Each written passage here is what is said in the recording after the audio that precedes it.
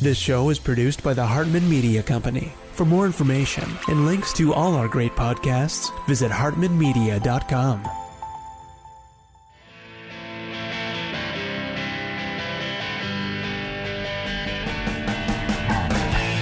Welcome to the Young Wealth Show, where you'll truly learn how to make, spend, and invest money for an awesome life. Get the real-life stuff that wasn't part of your school curriculum.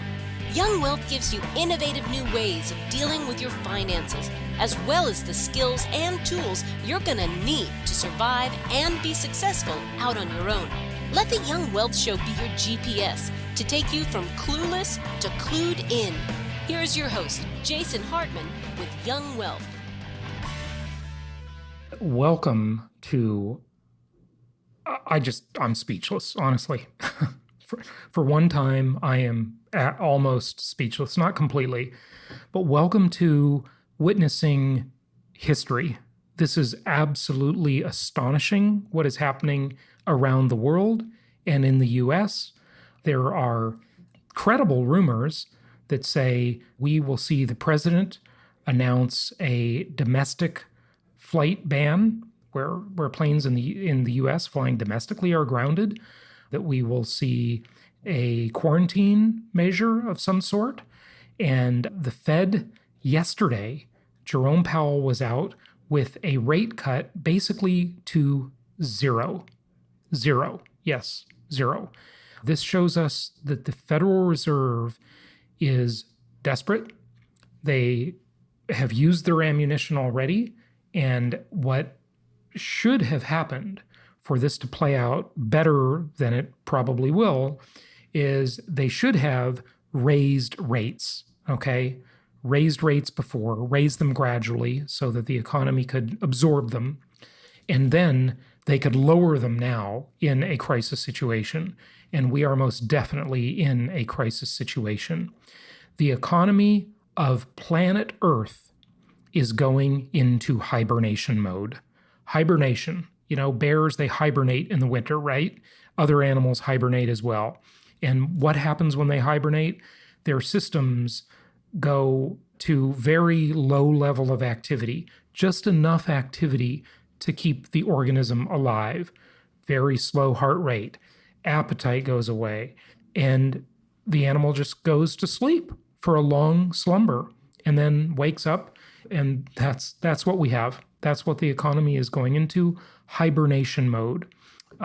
Yesterday, when Jerome Powell was speaking, you could almost hear in his voice the kind of this sort of desperate vibe where he was just reading a script and he wanted probably to say something else, but maybe it would have been imprudent to do that. Absolutely. The Chinese have this saying, may you live in interesting times. And boy, we are definitely living in interesting times. So what is the best case scenario? What is the worst case scenario? Remember Warren Buffett's philosophy, right? Buy on fear, sell on greed, right? Buy on fear, sell on greed. And so the best case scenario is probably something along these lines. Maybe we'll have a domestic travel ban. We will have flight ban. Maybe we will have quarantine measures. I hear that they've already enacted those in Puerto Rico. People cannot leave the house after 6 p.m. or before 5 a.m. They're afraid of civil unrest, et cetera, et cetera. So maybe this whole thing will just kind of blow over. And that is certainly possible, that in a month, we will see this kind of subside. And maybe you think it's an overreaction. You might be right. Nobody knows. Nobody knows. Maybe it's an overreaction. Maybe it's an underreaction. We just don't know yet. But this is what has to be done in the case of something like a virus, because I'm sure I don't need to tell you the news. There is so much news out there now. It's just impossible to keep up. It's, my head is spinning. It is absolutely impossible to keep up with the news right now. You would think there is nothing else going on in the world outside of COVID-19. And there certainly are other things going on in the world, but that has dominated the news cycle of every media outlet pretty much everywhere. And so maybe, this all blows over in a month. I mean, heck, we'll be into April. We'll be into mid-April, springtime. The virus doesn't like sunshine. It doesn't like heat. Apparently 86 degrees is the number. Some say drink hot water, drink coffee, drink hot tea, because that will help kill any potential infection. There's all kinds of home remedies being peddled out there. Some of them may be very legitimate, some probably quackery, and maybe it just subsides. There's a quarantine for a couple of weeks. The store shelves are bare. Heck, look at everybody in America's got enough groceries by now, and certainly they probably got more than enough toilet paper. And then we see everything recover. But no matter what, we must go into a recession. Because if you take and slice a couple of months out of an annual GDP, you can't recover from that data-wise. Now, things can ramp back up quickly, of course, but the data will still be the data. And there may well be $20 trillion, that's with a T, 20 trillion coming out of the world's $80 trillion or so GDP. So it's absolutely shocking. I mean, the Las Vegas Strip has basically closed down. Carl Icahn, that's the big corporate raider guy. I remember him in the late 80s, reading about Carl Icahn. Well, he's back in the news, and he says he is shorting commercial real estate. And I think he's exactly right. He says it is going to blow up.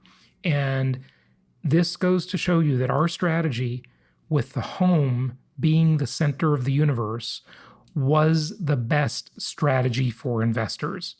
The home being the center of the universe.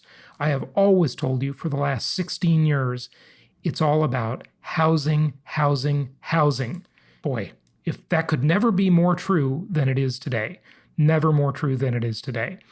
So Federal Reserve cuts rates to almost zero. They launch a massive $700 billion. That's only $300 billion short of $1 trillion as another quantitative easing. But what can that really do? Like we talked about last week on a double episode last week, or 2 consecutive episodes, I should say, it's a supply-demand shock problem, okay?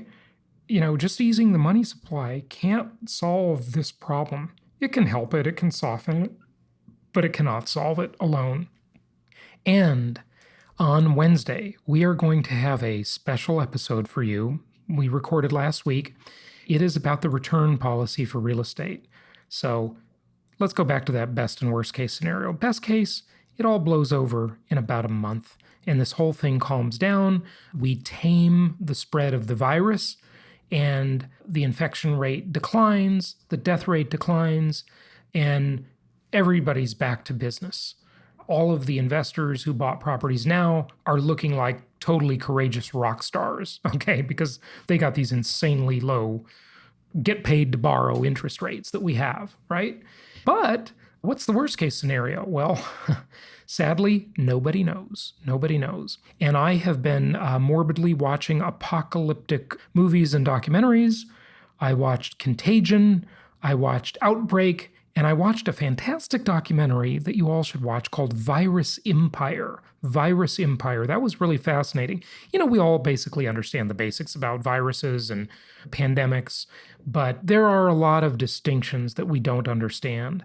And there are a lot of silver linings that'll come out of this. So that worst case scenario, well, first of all, nobody knows. But maybe, scarily, this goes on for another year. Maybe it softens a bit in the spring and summer, which I'm pretty sure that'll happen even in a worst case scenario.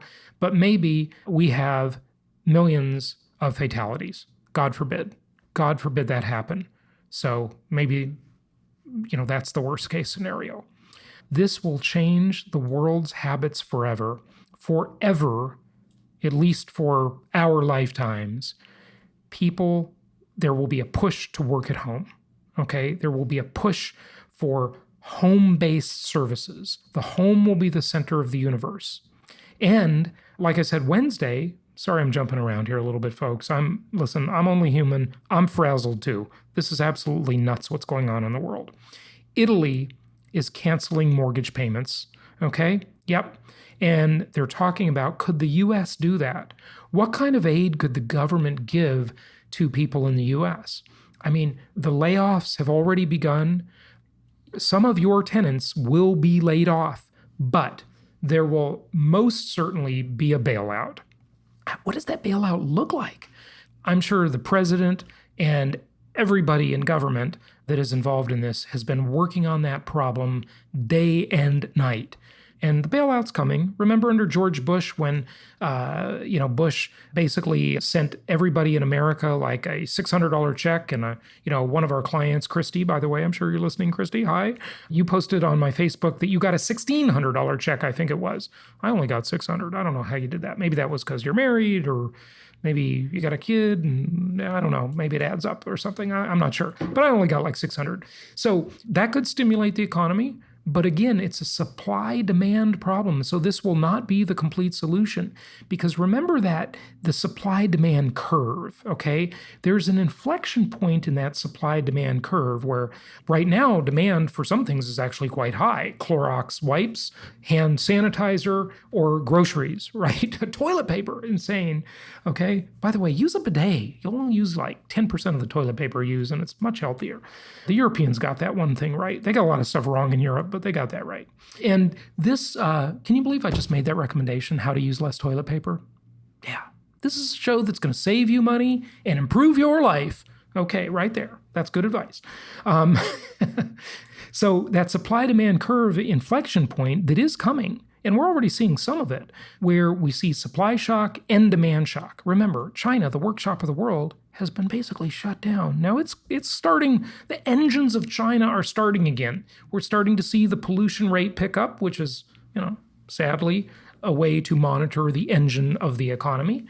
And as we see that come back, we are going to see a big demand for some products, for necessity-type products. And who knows what that demand will look like, because the thing that will determine it is what kind of layoffs have there been, what kind of bailout has been initiated.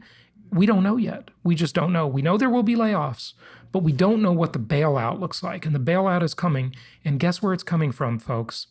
It's coming from money created out of thin air. That money created out of thin air, I shouldn't even call it money. It's not money, it's currency. It's fiat money, as they say, which is really just currency. It's just a symbol that everyone believes, right? The value of the dollar, the value of the peso, the value of the yen, the value of the ruble, whatever it is, right? The euro. So that is going to be created on a scale we have never witnessed before in history. The money creation, the currency creation, I really should say currency, that's the proper word, that is coming at us is nothing short of a massive tidal wave, a tsunami of epic proportions. And you know what that means? That means inflationary pressure. It's got to work its way through the system, but it has to, it will, it must, it always does, okay? There's some lag time there, but it will work its way through. And when it does, those people who have been following my plan of IIDD, inflation-induced debt destruction, will profit in huge, huge ways. So look for it, expect it, it's coming. Right now, all I can go back to is really the quote from Warren Buffett. Be fearful when everybody's greedy, and be greedy when everybody is fearful, okay? That is what we've got to recognize. So best case, this blows over in a month and becomes sort of a secondary news story. And that could easily happen. Worst case scenario, it's 3 years. And we're going through this for, 1, 2, or maybe even 3 years, which is, by the way, the normal kind of cycle that every 10 years there's 3 bad years, right? That's kind of normal. And we were due for an adjustment anyway. So maybe, like my guest said almost 2 weeks ago, maybe that's exactly what's going on here. Maybe this is just the excuse to sell the overinflated assets in the stock market. I mean, the stock market is absolutely in free fall. I might be even making stock tips. Okay, yes, me, who doesn't even like stocks, okay, might even be recommending stocks in a couple of weeks. Who knows? Stranger things have happened, folks. Stranger things have happened. Okay, reach out to our investment counselors. Learn how you can take advantage of pandemic investing. 1-800-HARTMAN, that's 1-800-HARTMAN or jasonhartman.com. And you've got to be talking to and working with our investment counselors. You cannot do this just by going to our website. You need a person helping you, finding you the best deals, helping you, making recommendations, kind of guiding the way. And that's what we're here for. We're here to be your guide and to help you through this, as I have been doing for the last 16 years or so. And overall, many more years than that, but just in the investor-only side. Now, our guest today will be Drew Baker. Remember him? He's been on the show many times. He's back today to talk about his 2 years of self-management. He's been doing it for 2 years, self-managing. So we wanted to get a kind of an update and a recap from him. And of course, we're going to talk about the big news story, coronavirus. So we're going to talk about both of those things here. I believe in this segment, we started off with self-management, and we're going to circle back to the economy and the way it's going and what this all means to us. So here we go with that. And we will be here every day this week, 5 days a week, to help you with all of this. Also, one more thing I wanted to say. Remember, one of my many other podcasts is the Holistic Survival Show. The Holistic Survival Show is designed to help you protect the people, places, and profits you care about in uncertain times. I started that show and did about 250 interviews of all types. I started that show just over 10 years ago during the Great Recession, and it's a show you might want to check out again. So the Holistic Survival Show, look it up on any podcast platform, and you'll get some good advice there on some more survival-y type tips. I've interviewed infectious disease experts, preparedness experts, et cetera, et cetera. So check that out. But right now, let's get to Drew Baker as we talk about a recap on self-management and then, of course, what's going on in the economy. It has been about 2 years, and you have heard our client and friend of the show, Drew Baker, on the show several times talking about self-management. In fact, at last year's Meet the Masters, he was on talking about self-management. And now that he's had some time to do it, I thought we'd get into the good, the bad, and the ugly and just kind of go over some of that stuff quickly, and then some thoughts on coronavirus and the economy. Drew, welcome back. How you doing? Hey, Jason, I'm doing well, even though my hair's on fire based on what's going on in the markets. It's crazy. The world is absolutely crazy right now. My question is, how many times have you washed your hands today? Yeah, I'm going to not say because I'll be in trouble. Well, wash them more then. Hopefully your wife is nagging you, right? Yeah, I haven't left the house, though, so that's part. That's good. Okay, so let's talk about self-management first. You use the Buildium software, which you recommend. I want to distinguish something for our listeners. There are a few different pieces of software that you'll want to avail yourself of as a real estate investor. If you're self-managing, the low-cost version of Buildium that Drew uses is good for sort of what I'll call the mechanical operations of managing your property. Now, if you have a property manager, probably not going to need Buildium. Property Tracker is a different thing. It doesn't do as much on the mechanical of managing your properties, but it does help you sort of deal with them from a more macro level and also evaluate other investments that you might or might not want to purchase. Drew, you're self-managing in Indianapolis and I think just one of your Memphis properties. Is that correct? Yeah, well, the thing that's nice about Buildium is it keeps the tenants responsible for paying rent on time. And if they don't, the system automatically assesses them a bill and they have a balance, a running total there that they can log in and see themselves. And I don't know, I'm not like a QuickBooks Pro or anything like that. And Buildium is its own sort of ecosystem that you become familiar with, but I probably only know how to use 10% of the application. It's very robust, and it's enough that keeps me, can keep the system going between the tenant and I. So you don't need to know every functionality, but it's been good. And then your other question. And Buildium is a software that a lot of bigger property management companies use but they do have a really skinny down sort of minimalistic membership that you subscribe to. And I think you pay, what, about $40 a month? Yeah, so you have access to their full features, and they go off of how many units you're managing. So I think if you manage 20 units or so, it's $40, $45 a month. And what's nice is that gives you access to call them and say, hey, I need help with this, or can you show me how to do this? So they really hold your hand, and you get sort of the same white gloves treatment as a full service property manager would get renting, leasing hundreds of buildings. Yeah, thousands of doors or hundreds and of course of doors. they're paying a lot more for the software because they get the functionality of spread across their entire portfolio. So Right. Okay, good. And then you've got several properties in Memphis and several in Indianapolis. And I think in Indianapolis, are you managing all of them self-managing? Yeah, and I lose track of how many are over there, but I think it's something like 7 or 8 or maybe 9. I don't even know. So I think I've, enough to keep me busy, at least for now. Okay. And you're just self-managing one of yours in Memphis, right? Yeah. So one of the properties I have in Memphis, I would look at the statements from my property manager, and there were entire years where we weren't getting one service call. So I felt very comfortable when I pulled the plug on for my property manager making a couple missteps that I wasn't happy about. I basically said, okay, well, I'm going to pull this property away from you, and if you don't improve, I'm going to pull all of them. So I've been self-managing that one for about a year now, and I've actually have found that it's not difficult, but I've had some trouble kind of closing, certain types of things, buttoning up certain things that I can't get people to go out for, certain types of tasks that I thought it would be easier to deal with. So. Okay, so here's the moral of the story, just to give people the macro picture.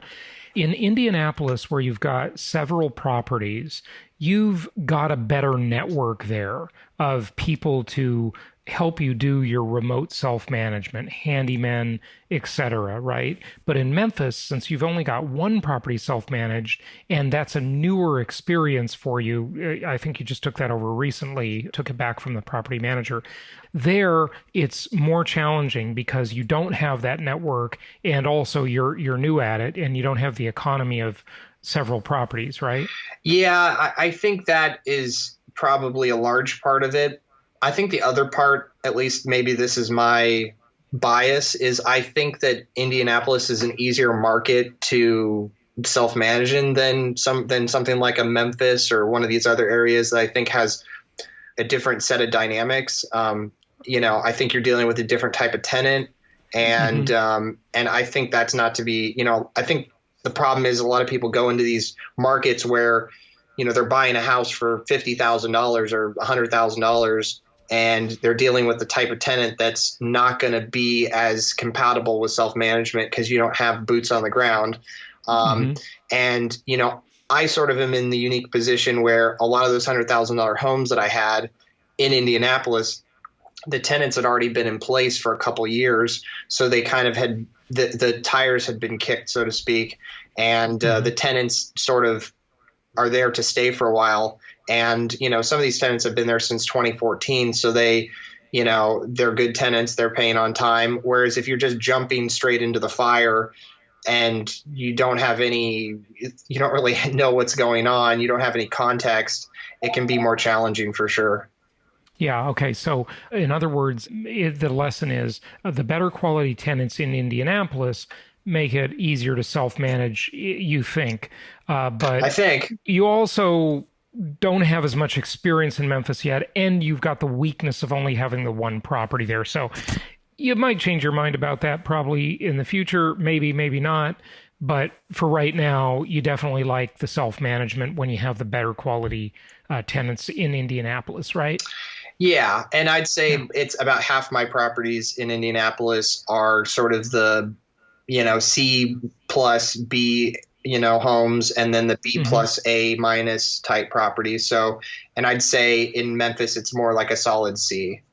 Yeah, right. So lower grade property, less expensive property, but also comes with a lower grade tenant. Maybe the property manager is more necessary, when tenant quality goes down. Interesting point. I think that's something I could totally see, and that makes sense to me. Okay, Drew, any other tips? You like Hello Sign. I know that, and then let's wrap up the self-management topic, but I know you wanted to talk about Hello Sign. It's been really handy for you. Yeah, so kind of going back from that, I had a tenant in one of my kind of pristine, nice kind of jewel properties that I have in Indianapolis. And I actually bought it with the idea that if I ever want to bail on California and try out that market, because every time I've gone out there, I've just really You could even live there, right? I could live there, yeah. So this was kind of a place that I bought that I thought was good enough for me. And, so I found a tenant and they've been excellent. And so I wanted to renew their lease. And, my leasing agent offered to help me with like a DocuSign between the tenant and I. But like, it's sort of like playing telephone where you have to, contact the property manager or contact the leasing agent, have her draft the lease. And there's too many cooks in the kitchen. Then have to get 2 signatures from both the tenants. And so I didn't want to subscribe to DocuSign because it's, $50 a month and I'm only going to do maybe 1 or 2 leases at the most. Okay. So just for those who don't know, HelloSign and DocuSign, which you've probably heard of, is an e-signature platform where you can get documents signed through email without ever printing the document. So it's quite a bit easier. And HelloSign is free for just a few documents a month, right? And that's why you use it? Yeah, it's extremely simple to use. You just put in the tenant's name and their email, and then you can say whether you want them to sign, date, or initial wherever it is in the document. And then it just sends out the email to them, and they just can do it right on their smartphone. And then it emails you the PDF when it's been signed by both tenants. And you've got a legally binding signature. Good stuff. Yeah. And so what's nice is this tenant I thought was really an excellent asset for the house. They replaced the water heater for me, and they did it. The husband said, "Hey, I think I can handle this. I'll be happy to do it for you. I don't feel as stressed out doing it because it's not my house," which I thought was kind of funny. So he replaced the water heater. And so I said, "Hey, you guys have been great tenants. In a perfect world, you could commit to stay for another 2 years and rent will stay the same."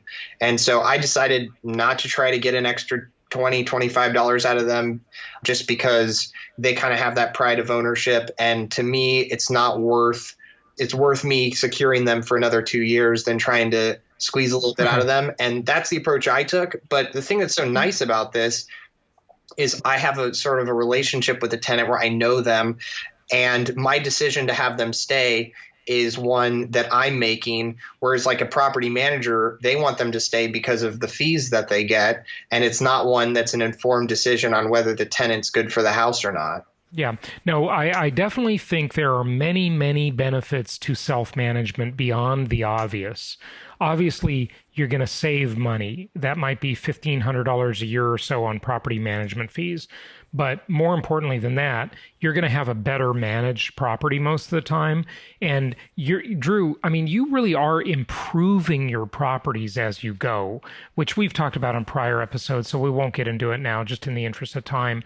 You're really making better properties that long run are just going to have nice, huge benefits for you and really your tenants. They're just having better experiences now.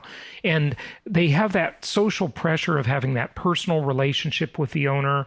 I just think the self-management option is really a great one. And the fact that we can do it long distance with technology nowadays, it's just amazing that we can do that. Yeah. So to just really put a button on it, the thing that's nice about this is the tenant who moved in maybe 18 months ago, the rents have not changed dramatically in that amount of time, not enough for me to already raise the rent. And I secured what would be equivalent to like a $40,000, when you annualize or you take over the 2 years, what the rent's going to be. I mean, you're talking about, a $40,000 lease that I wrote and sent to them without paying a penny. Thank you for mentioning that. That's something I want to mention. As real estate investors, as landlords, let's all remember the size of the deals we're doing, okay? When we bring on a new tenant, if their rent is $1,500 a month and it's a 2-year lease, that's a $36,000 deal we just did. Okay. A lot of you listening are probably in sales. Maybe you sell software or business services or whatever you do. When you sign up a new customer on a $36,000 deal, that's sort of significant, right? Just understand that's basically what you're doing when you sign up a new tenant in your property for that 2-year lease in your example. So that's great. Good stuff. Okay, Drew, let's talk about what's in the news nowadays, the scary, scary world we're living in with the coronavirus pandemic. We literally can call it that now because the WHO, World Health Organization, officially renamed it to a pandemic from an epidemic. You have some interesting thoughts about this. I thought I'd ask you to share those quickly as far as the virus itself and economic impact. Well, I want to preface that I'm not a scientist, and I have, I feel like everybody's an expert because they've been on Facebook for 15 minutes. So I'm that's a scary thing about today's world, isn't it? So I want to preface by saying that, but I don't want to say I saw this coming, but I've been paying attention to this for over a month now, and I guess people that have been really on this have been paying attention since early January. But, it has started to sink in that this could be bigger than the 2008 crisis. I mean, because in 2008, we sort of knew we knew where the problem was. And this is a whole different set of factors because we just don't know. Yeah. And the markets just don't like the unknown. And what I would say is this could possibly be a nuclear bomb directed at baby boomers. Okay, so that's interesting. Now, just a couple comments on that. First off, this is such a wild card scenario. This thing could literally blow over to a large extent in 3 months, but maybe not. It might be a huge issue. We just don't know. Nobody knows yet. And markets certainly do not like uncertainty. They're giving away free money. Now, I mean, the Federal Reserve has cut rates. The government is talking about all sorts of stimulus. The Federal Reserve is talking about all sorts of stimulus. The federal government may literally start buying stocks. I mean, my God, this is just absolutely weird. But why is it a bomb directed at baby boomers? Are you saying because of their retirement savings and stage they're hit, or because of their susceptibility, older people with weaker immune systems? What are you saying? I mean, you sort of nailed it. It's like, here's an older generation who is just on the verge, if they haven't already retired, that needs to keep what they have if they're going to make it. I mean, because even though the baby boomers are the largest, wealth cohort of all the, in the demographic sense of things, this is targeting older people more so than the young. Luckily, kids don't seem to be affected as much by it, but I think the part that's scary is that, it's being underreported how this can have a adverse effect on people in their midlife. The guy who was the whistleblower in China died and he's 39. So it's really uncertain. Some people say it's mild. Some people say it's, can be really bad. But, my brother is an RN nurse in LA, and he works in the ICU. And so I'm talking to him because he's the one who's going to be in the front lines of this. And the ICU, I mean, in Italy, they're saying that the hospital infrastructure is going to be 10 times understaffed, able to handle this. And I mean, it's scary, man. I mean, that whole country's in lockdown, and we're starting to see it here. Right. And interestingly, one of the things that actually plays against us in the U.S. is that, we are a theoretically free country, right? Yeah. And the government is less likely to just insist on a curfew or insist on quarantines and things like that. And the citizens are less likely to follow them because we've got this sort of attitude of, oh, my constitutional rights, that I'm free, I can do what I want. Understand something, everybody. The virus doesn't care about the Constitution.